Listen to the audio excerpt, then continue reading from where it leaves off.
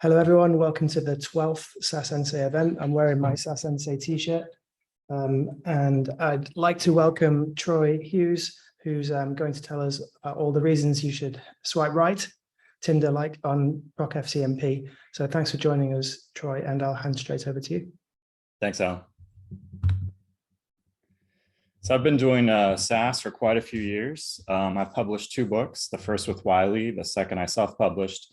And this talk really is an introduction or prelude to my next book, which is going to be published this fall sometime with SAS Press, and that's on FCMP and yet to be named. So if you guys have any cool suggestions for that, we're still looking for a name for the text. Today, I'm going to be going over 5 high-level benefits of user-defined functions, essentially how to improve the quality of your SAS software using user-defined functions.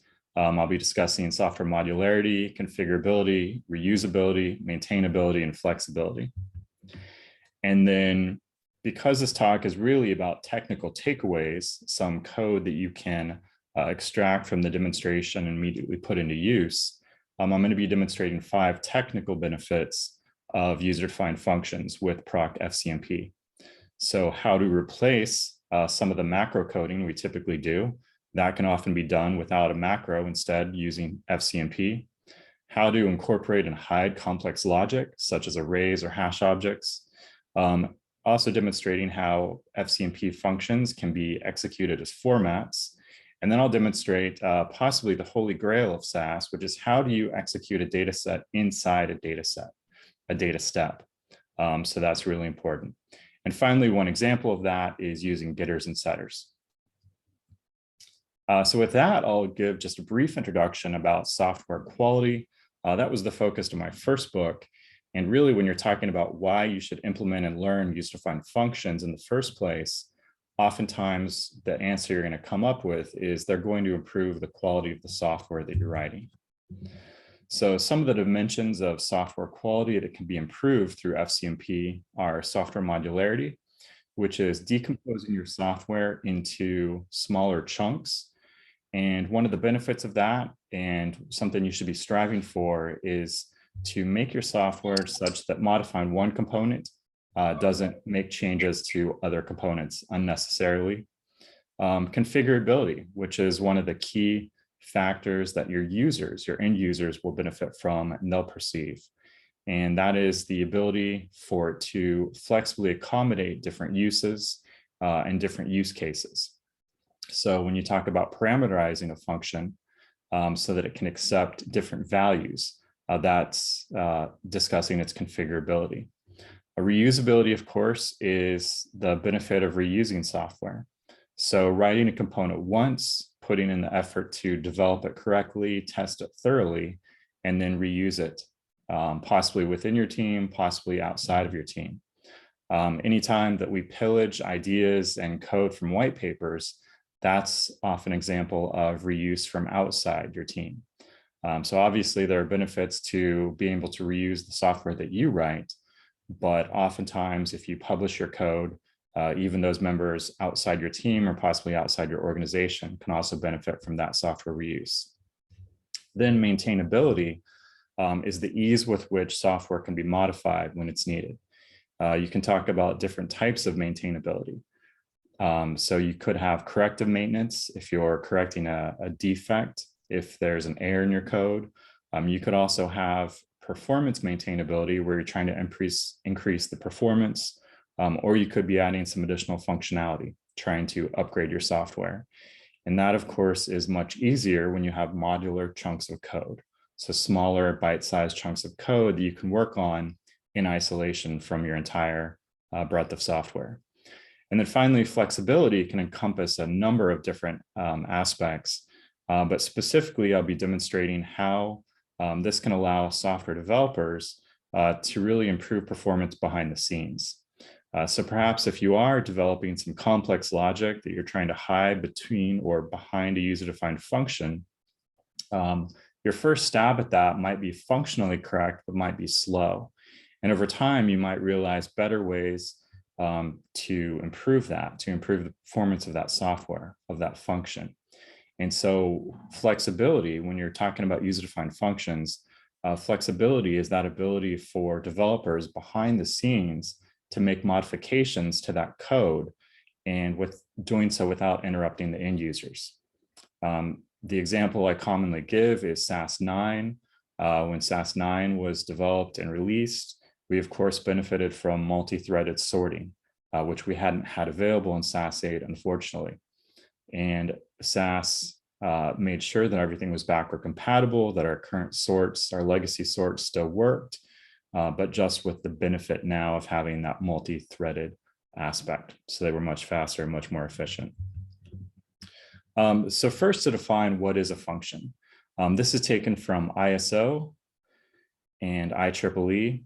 So more generically, it's defined as an objective or characteristic action of a system or component. More specifically, and this is what you'll more commonly hear, is a software module that performs some specific action. It's invoked by the appearance of its name within an expression, and it receives input values, and it generates a single output value. There are some exceptions to this, specifically in SAS as well within other languages. Date and time being examples of two built-in functions that don't have explicit input. And here what's happening is, instead of providing you as the end user providing SAS with that data, those parameters, instead SAS is going to pull that from the system or the computing environment itself. So typically SAS functions, both built-in and user-defined, that we're building ourselves, typically we will be defining parameters, but there are those cases where that won't be required. So with built-in are going to be those software components, including functions and procedures that ship with or download with the software. So two examples, the reverse function, which of course reverses a character expression.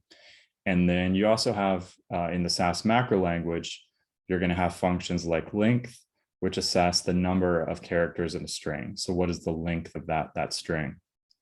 User-defined are simply those functions that we build ourselves. And anecdotally, we talk about macro functions that we can build. I won't get into that. I have a separate course that I give on how to create your own macro functions and what that really means. But another thing that you can do is create functions using the PROC FCMP, the function compiler. So here's one example of a PROC FCMP function that's been created. This is rev. So this is essentially backward engineering. What if the reverse function did not exist, the built-in function? What if we had to develop this functionality ourselves? How could we do it? Well, you could do it in FCMP. So first you would have a specification. Oftentimes you talk about the tech specs. This is the information that's provided to the users that lets the users know what are the parameters that are required to run the function, what is the output that's produced, possibly any caveats, such as, here it says the string is truncated to 100 characters. This is something important to know. You're going to have the implementation, which is the functional declaration or definition. This is the code. So if someone says, hey, check out this function, you need to understand what it does. If you really want to get into it, you'll want to read the implementation, read that code behind the scenes. At least within SAS, SAS is going to compile the functions and have these saved within a SAS data set. And so this is the location of that data set. It's going to be in the SAS user library and the funcs data set. And then finally, you have the invocation. And this is simply the function call. Again, that's that reference to the function's name, which produces the result. And so we're going to have here the name Richard Watson, and then we're going to have name2, which is initialized to the return value of the rev function. And then the output is printed below. So this is all benefiting from procedural abstraction. And despite its name, procedural abstraction is much more generic and actually encompasses the use of functions as well. And what this essentially means is that by only invoking the name of the function or procedure, here that name is rev, by only invoking that name, we're going to be able to benefit from all of that code behind the scenes, all that code that's stored within the implementation. And so that's really what procedural abstraction does. And how that really engenders flexibility is once we know that name and we have that understanding of what the functionality that entails is supposed to be, developers behind the scenes can make alterations to either improve or upgrade the functionality or improve its performance. So that's really a true benefit of procedural abstraction. And I talk about procedural abstraction extensively. That's a roughly 50-page chapter in my second book that I just released, SAS Data-Driven Development. And so in a world without procedural abstraction, of course, what you would have is you would have this logic hard-coded instead within data steps instead of within functions. So here, the exact same do loop that was represented within the rev function is now extracted from the function and it's placed directly within the data step. So the functionality is identical, but of course, this introduces a lot of possibilities for errors. So in the first, on the left-hand side, the variable is called name. On the right, it's called nombre. On the left-hand side, we're going to initialize it to name2. On the right-hand side, we're initializing the return value to nombre2. And so some subtle differences, anytime you have those type of differences, it just introduces the possibility for creating errors. And so again, the functionality is identical. However, it's going to be, excuse me, when you can reuse a user-defined function, you're going to have that benefit of not having to recreate that functionality, not having to recreate that implementation because it's been saved as that user-defined function. So again, showing the reuse. So here on the left, again, is the first need for functionality, and on the right, the second. So here, what can you do instead of having to recreate your complex business logic or business rules repetitively? Develop a user-defined function. Again, that's demonstrated on the left-hand side with the function rev. So just to go over this real briefly, you're going to have the function declaration, function rev. You're going to see that it accepts a single parameter, str. The $sign following that indicates that it's a character parameter that's accepted. And the sign 100 following that declaration indicates the return code. So you're going to return a value of that's a length of 100 characters. Inside, this is simply the business logic that's going to create that reverse. And then the return function is always required, and that's going to return that value to the data step, to the calling program. And then, of course, end func or end sub, those can be replaced with each other. But end func or end sub are utilized to terminate the function's definition. And then finally, we end with a quit statement. So that's just a real quick overview of some of the functionality inside a function, how you would construct the syntax. And then again, over on the right, you have two different instances of calling the function. The first time it's initializing name2. The second time it's initializing nombre2.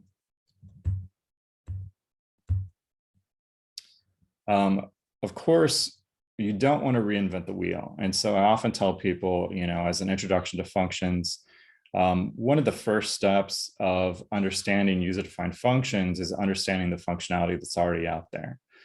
So that really entails understanding the SAS built-in syntax, understanding the functionality that SAS delivers to us, including both the SAS macro language and the base language. And so, of course, from a learning perspective, it's interesting to go back and try to reverse engineer some of the functions, some of the built-in functions to see how they might have been built behind the scenes. But of course, in reality, you would never want to use rev. You would want to use reverse, the SAS built-in function, which is built in a lower level language. So it's going to be more efficient and have higher performance.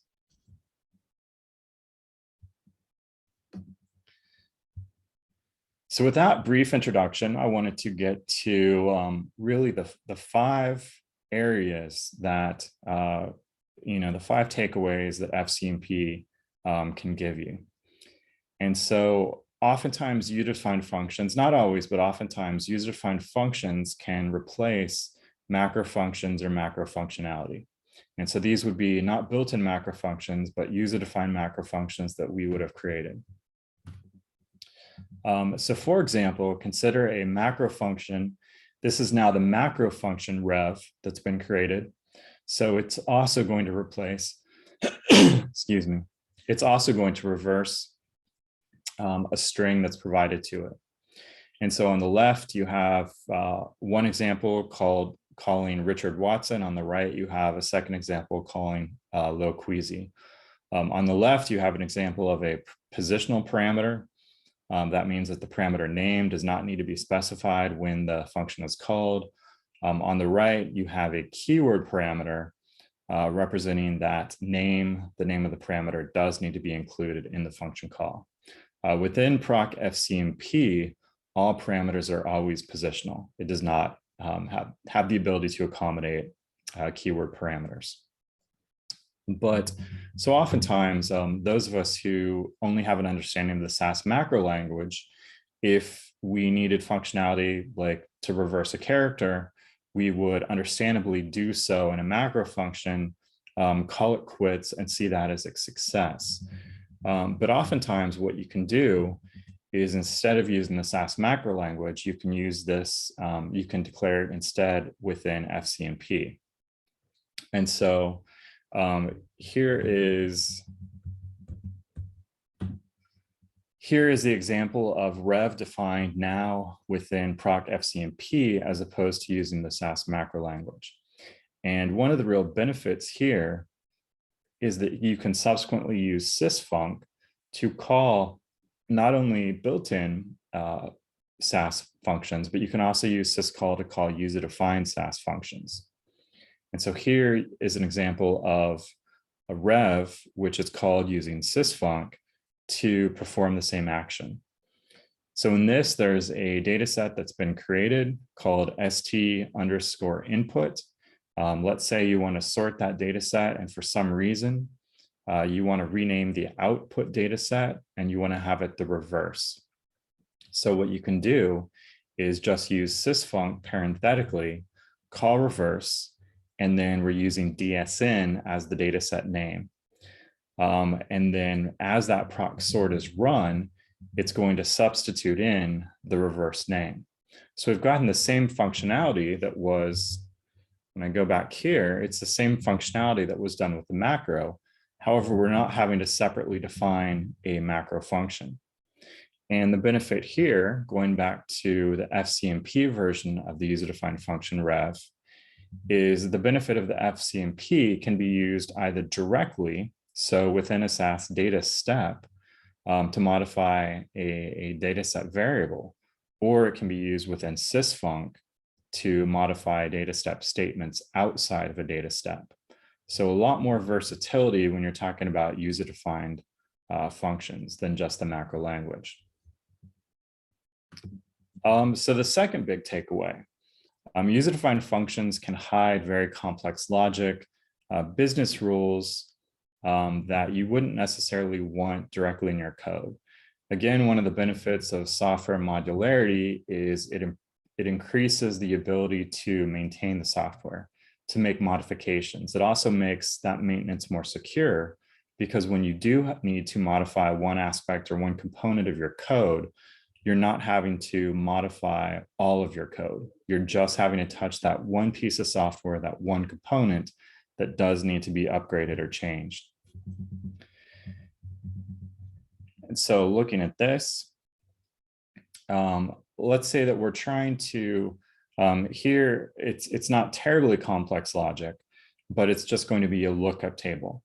So on the left side, this is a table that would represent all the state names. It's been truncated to just 5 states right here. And on the right, we would have a separate data set that we want to ascribe the full state names. Currently just has abbreviations, and we want to either transform these abbreviations into the full state name, or we want to add a separate variable that has that full state name. And so that's really the business case here. And this can all be done within a function, but I'll demonstrate some other methods that you might be more familiar with. So first of all, using a PROC format, you can create user-defined formats. So here it's a very static method. All of your data is held within the code. That might work if it's something more stable like the state names, which aren't going to change over time. However, oftentimes we're talking about more dynamic data that are more likely to change, in which case a data-driven approach would probably be more preferred, in which the data are held outside of the code itself within an external data structure like an Excel spreadsheet, CSV, XML, or so forth. But here's the example of the format being defined. The format is called state, and then using the put statement in the data step, state is applied to the ST variable, which then when we see the output is going to show we now have the full state names. So this is essentially the functionality we're after, and I'm going to demonstrate a few different methods to get after it. We can also do this using the control in option with PROC format. Control in is fairly convoluted. If you look at the data step on the left-hand side, we do have to rename some variables. These are specific to control in, so it does require one variable be named start, a variable be named label, and then you're also going to have format name and type. So there are these 4 variables that are required. You're also going to see some complexity with the high-low, the label, and if last, and so forth. So a bit convoluted if you're not familiar with how control in works. However, this is a more data-driven approach. So again, if you're talking about more dynamic data that are often changing, if you don't have a stable lookup table, then this would often be a better approach. Again, it's going to have the exact same functionality, with the goal being to apply the full state name and translate those abbreviations. You could also do this with a merge, which I won't get into, and it's going to provide the same functionality, or you could do it with a PROC SQL statement, and again, providing the same functionality. So looking at the hash object, far fewer people within the SAS community are familiar with hash. I think part of this entails the use of methods within SAS. Methods, are derived from object-oriented software languages, and typically SAS is not using methods in very many places. So a lot of SAS users I've talked with are unfamiliar with the hash object. But the hash object is a phenomenal method to do in-memory processing, especially in-memory table lookups, such as you would be doing here. So you could do this within a data step. And you can see one of the difficulties with hash can be you have all this convoluted code, which suddenly is right in the middle of your data step.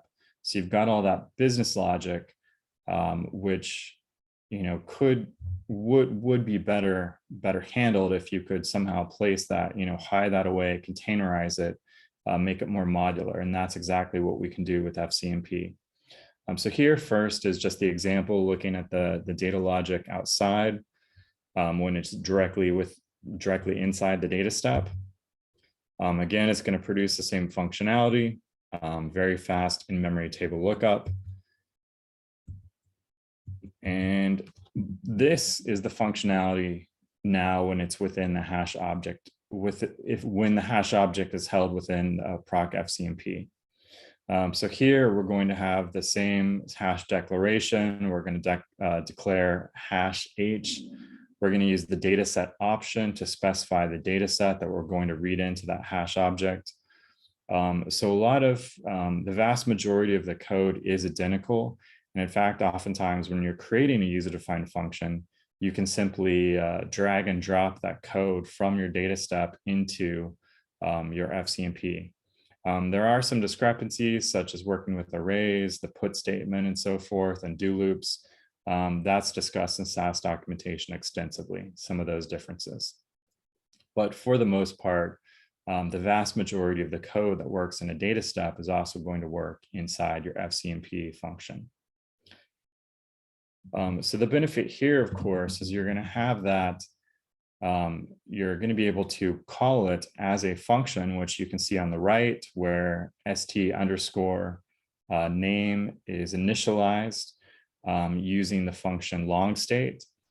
And the benefit is, if SAS, speaking about flexibility, if SAS developers realize, hey, there's an even faster method we can do this aside from the hash object lookup, that can be changed inside the functional definition. And the end users who are relying on long state, relying on that function, are not necessarily going to be aware that you just improved their performance. So that's, again, one of the benefits of procedural abstraction. And there's the identical results that are produced. So the third takeaway and benefit, user-defined functions can be executed as formats. And so taking that long state user-defined function that was just created, that can be thrown into a format procedure using the other option. And so here you can see, by bracketing long state, putting that inside other, this can be applied instead as a format. And one of the real benefits of having this functionality as a format is you can have a lot of complex logic, such as a table lookup or even more complex, thrown inside the body of a format. Now, this does perform slower than some other formats, again, because it's doing a dynamic lookup, it's not static. But one of the benefits is you can have very complex business rules and logic as part of that format. And of course, formats can be applied in a lot of places that functions cannot. And again, we're going to get the same functionality.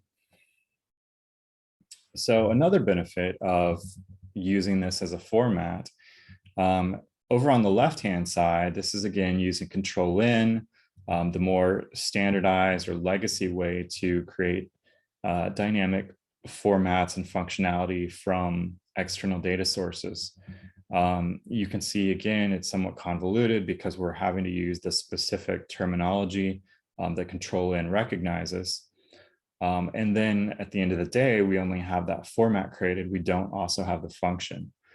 So the benefit on the right-hand side, which is using PROC FCMP, is we're not only creating that user-defined function, we're also thereafter creating the user-defined format. So we have both the format and the function, and we can choose which one to use to deliver equivalent functionality. So much more flexibility, and also much more flexibility in terms of how you're coding it, because you're not having to choose these very specific variable names. So a fourth takeaway, user-defined functions can run data steps inside data steps. Sometimes termed as the holy grail within SAS, because for so many generations, this just wasn't possible. There are some other methods to do this that I won't get into, but run macro, which is a function that can be called within PROC FCMP, is one method to do this. So run macro, it's going to call the function from inside FCMP. The function doesn't have to be named the same, but for simplicity, I typically do. So looking at the bottom, you're going to have RC equals run macro getter, getter in quotes. So this is going to be essentially the FCMP getter function calling the getter macro function. So the getter macro function is described on top, and the FCMP function is described on the bottom. And so how this is going to work, just real quickly, is it's going to run macro is going to call the getter function, which is going to be the first argument. Any subsequent arguments are going to be values that are passed to it. So in this example, it's going to pass a value attribute, and then it's going to pass value character. Value character is just empty, so that's going to be the return value that's created. And then that's going to either let you know how the function performed or provide any additional information that you need about it. Looking up above at the getter macro function, you're going to see first the quotes need to be removed from the attribute argument that was passed. And what's going on here is we're accessing a data set that has it's encrypted with a password. And so typically that's something that you can't do within an FCMP function. However, you can you can facilitate that access if you're using run macro, because then we're able to actually access all of the data step attributes within that data step. So you're going to see it's just going to look for that attribute, and then it's going to return that, and that's going to be returned in value underscore character. And then following that example, this is the invocation of this example, and also it's the fifth and final takeaway. You can do some really cool things with what's known as in the other languages as getters and setters.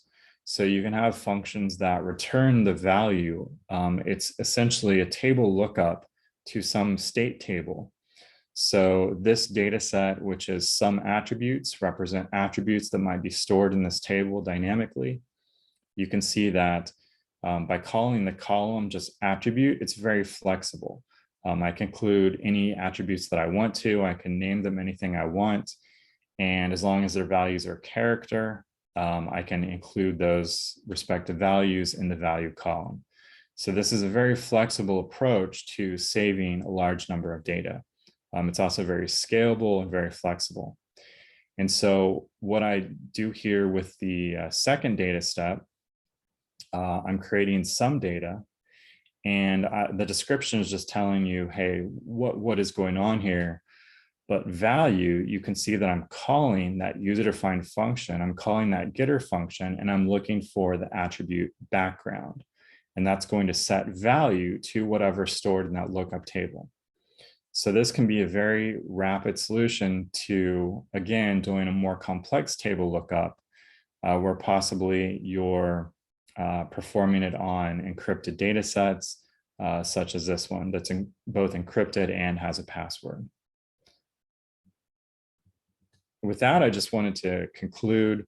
Again, I started with some ideas about software quality and how user-defined functions can improve the quality of your software, including specifically, modularity, configurability, reusability, maintainability, and general flexibility, again, because your programmers have the ability to make changes behind the scenes through procedural abstraction.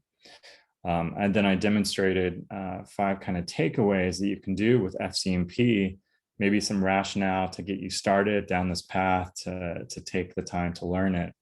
You can replace unnecessary use of macros that oftentimes we rely on in the SAS language. You could hide very complex logic or business rules, which supports that modularity and that maintainability so that you're just accessing the code that you need to. User-defined functions can be executed as formats, meaning they can be run from a lot of different places, such as proc print or proc report, that functions can't necessarily. They also allow you through the run macro function to execute data steps inside data steps, which is a phenomenal advantage. And then finally, they facilitate getters, setters, and other modular functionality typically seen within object-oriented programming languages. So with that, thank you very much. And are there any questions?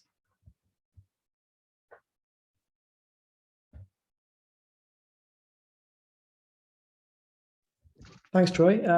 Yeah, if anyone would like to jump in with any questions, you can all take yourself off mute. There's no system mute. If I may, as usual, a little bit of a comment. I cannot help myself.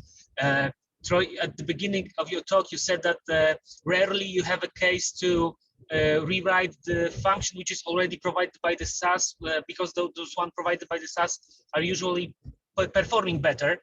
So I had a chance to use PROC CMP, PROC FCMP and PROC Proto together to rewrite the sort end function, which was blowing up my RAM memory when I was doing sorting with the regular function. So sometimes there are examples you can use FCMP to improve SAS built-in functions. And one more thing. It sounded like you're using Proto, which is C, so you're going to a lower level language. I was speaking only about using SAS itself. So exactly. You need to use C and Proto, but I think that could be like nice, like a sixth takeaway, that you can mix C language functions with SAS functions with the FCMP and Proto. I think that's very interesting. I don't know, solution for more advanced programmers, right? I don't see many people using it, but I think it's definitely worth to check out.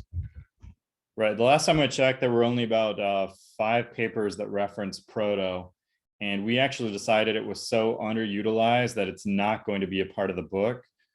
We are giving several examples of utilizing Python, which within FCMP.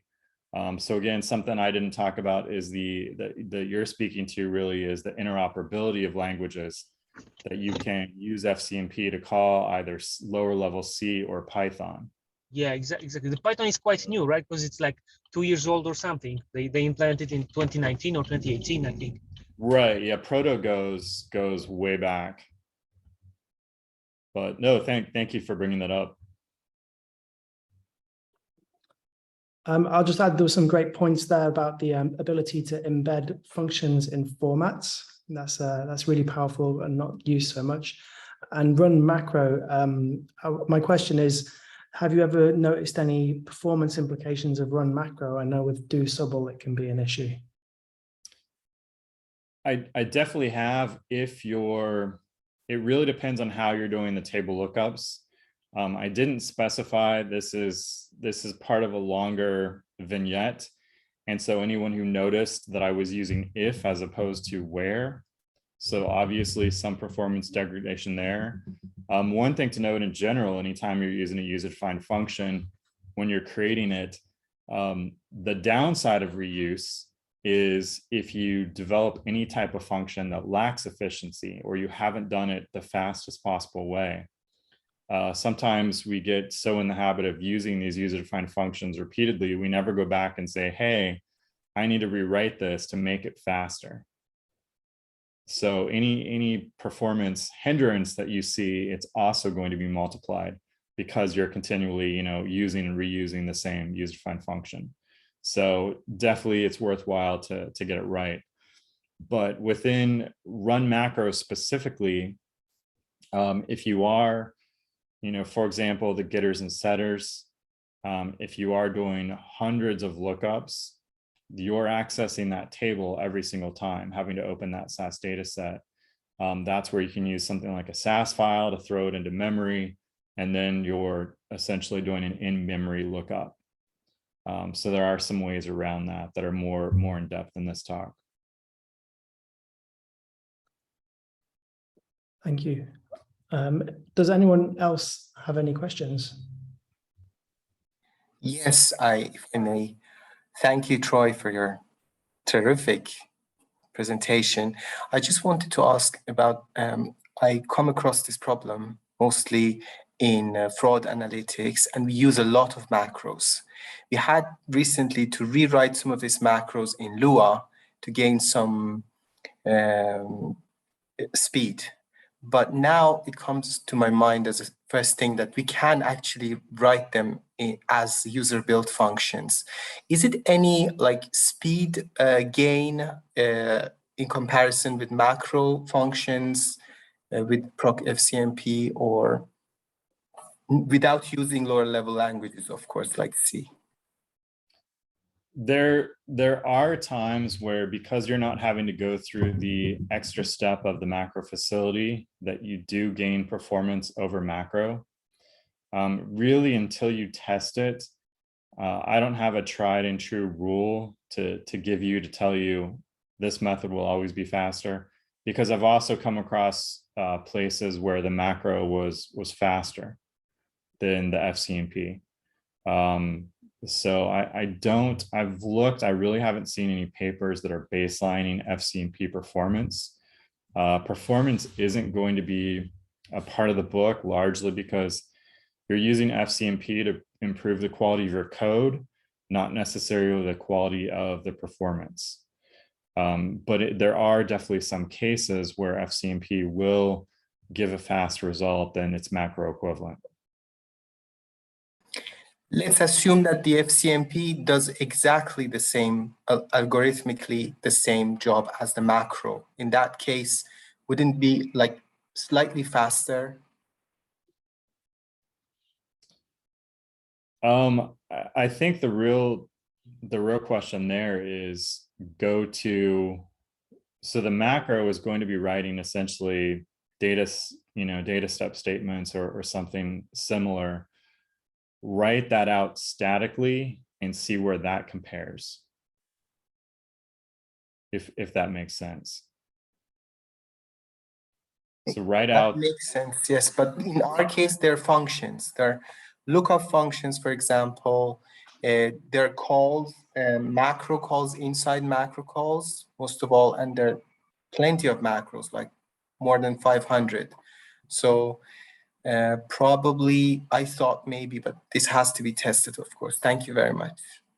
Right, you really need to test it, because again, I've seen both ways where I've seen a data step code be faster than FCMP. I've seen FCMP be faster.